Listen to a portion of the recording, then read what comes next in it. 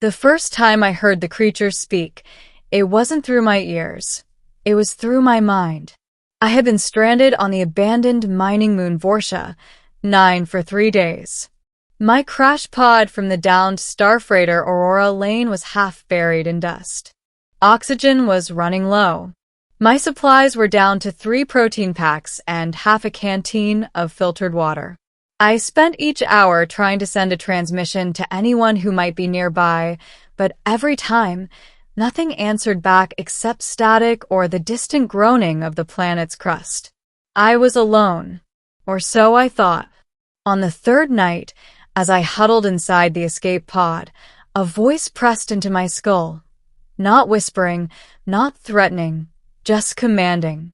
You will do as I ask, human. Feed my hungry child. I froze. I had no idea if I had finally snapped from isolation or if something was truly communicating with me. The air outside glowed faintly with ultraviolet storms. Nothing alive should have been here. Vorsha 9 had been classified severely hostile decades earlier. I tried to steady my breathing. Who are you? I said aloud. No answer. Then another pulse of thought. Do not fear. Follow the red glow. I didn't want to leave the pod, but staying meant dying slowly. So I grabbed my plasma torch, the cracked breathing mask, and what was left of my rations, and stepped into the icy wind. The sand shifted under my boots in violet waves. Strange, bioluminescent dust flickered in the distance, like dozens of red lanterns floating low to the ground. They moved in a straight path like breadcrumbs. I followed. After 20 minutes, the air grew warmer. The ground softened.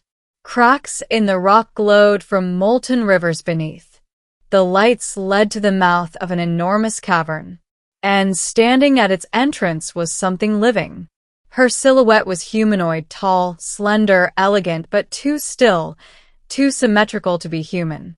Plates of shimmering organic armor wrapped her figure like living gemstones. Her skin, where exposed, was pearlescent white.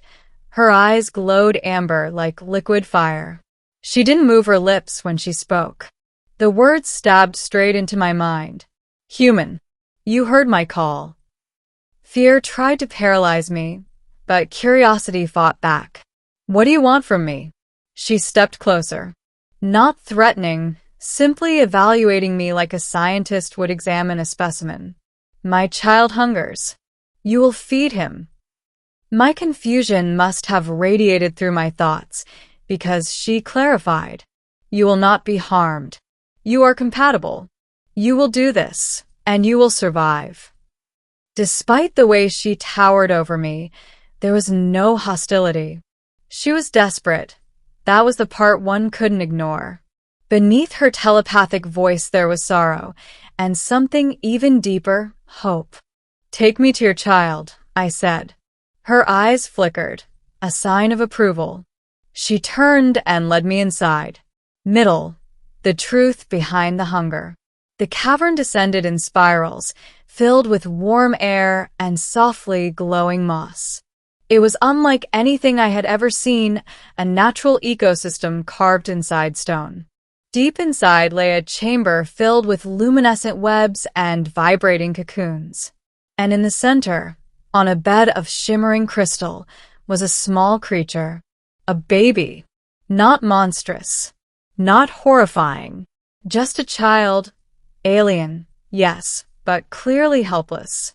Smooth blue skin, for small arms, and a single golden eye that opened halfway when it sensed our presence.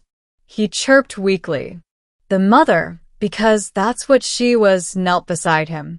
Her armored plates folded outward, revealing softer flesh underneath. She emitted a harmonic hum and held her hand out toward me. Give me your hand. Slowly I did. She pressed my palm gently to the child's chest. A warm energy surged through my fingertips, not painful, but powerful, like static mixed with warmth. The infant chirped again, louder this time, and the glowing markings around his body flared. When she released me, she spoke telepathically again, calmer now. You carry the catalyst. The what? Inside your blood. A protein your species evolved long ago. Our kind lost it. Without it, our offspring cannot grow. We waited 70 cycles for another compatible species to return to this moon. My heart dropped. You lured the Aurora Lane here. She didn't deny it. Your ship answered an emergency signal we placed long ago. It was the only way. My stomach twisted. The crash, the deaths, all engineered. My crew of 9, dead because of a trap. Rage flared inside me, and she felt it. But she did not defend herself. She lowered her gaze. I did what I must to save my child. If that makes me a monster, I accept it. I should have attacked her. I should have run. I should have hated her. But the child's tiny hand reached toward me, and something inside cracked. Is he dying? Without you, yes. I inhaled slowly. What do I have to do? Her relief struck through the chamber like a silent storm. She guided me to a crystalline altar built into the floor. Strange organic technology wrapped around my wrist, reading my pulse, analyzing my blood. The child was placed beside me. She didn't drain blood or tissue or anything brutal. Instead, the machine extracted a microscopic sample and converted it into glowing energy that transferred into the infant through a thin beam of violet light. His golden eye opened fully, radiant, strong. He chirped happily and climbed into his mother's arms. She held him tight, trembling. For the first time, she looked at me not as a resource, but as something she respected. Human, thank you. But peace never lasts. A deep rumble shook the cavern. The mother stiffened. Her armor plates snapped back into full protection. Run. The walls trembled again louder. Rocks cracked. A blast of cold air surged through the tunnels. What's happening? They followed you. Before I could ask who, the cavern split open behind us and shadow-armored creatures stormed through, smaller than the mother, armed, and screeching through telepathic static. They weren't her allies. They wanted her child. She grabbed my arm and shoved me behind her, shielding both me and the infant. A shockwave burst from her body, throwing 3 attackers against the walls, but more climbed from the fissures.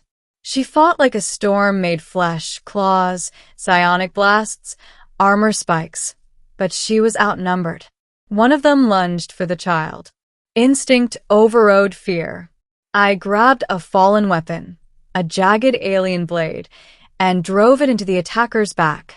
It shrieked and collapsed. The mother turned, stunned by my intervention. Another screeching soldier lunged, and this time I didn't hesitate. I swung again. My body moved without thought, adrenaline and fury guiding every motion. After minutes of chaos, silence returned. Bodies lay scattered. The air burned. The mother sank to one knee, injured. The armor around her ribs flickered and cracked. I rushed to her. Hey, stay with me. She pressed a hand to my chest, not to push me away, but to communicate. You have fulfilled your debt. You do not need to stay. Leave this moon before more come. She tried to lift the infant, but her strength failed. I shook my head. I'm not leaving either of you. Her eyes widened, and for the first time, they softened. Ending. The promise that changed 2 worlds. We spent 2 days fortifying the cavern, nursing her wounds, and developing a way to keep the child fed using only a microscopic blood sample. No danger, no sacrifice. The infant clung to her constantly, but he also reached for me. Every chirp, every golden flare of his eye, filled me with something I hadn't felt in years. Purpose. On the 3rd day, I managed to repair a comms beacon. I could call for rescue. I could leave. I stared at the transmitter for a long time. Then the mother spoke gently within my mind. You are free, human. You may return to your kind. I asked her a question I never expected to say. What if I don't want to? She paused, armor dimming, voice trembling. Why? Because I've lost everything out there. But here, I'm needed. And that matters more. She didn't embrace me, not physically, but her telepathic presence wrapped around me like warmth. The infant crawled into my lap and chirped softly. That decided it. I destroyed the beacon. No rescue. No return. No regret. Years later, I still live beneath the glowing cavern, a protector, a caretaker, a father by choice, not blood. Sometimes I think about how this all began, her first words echoing in my skull. You will do as I ask, human. Feed my hungry child. But now I know the truth. I didn't save the child. He saved me.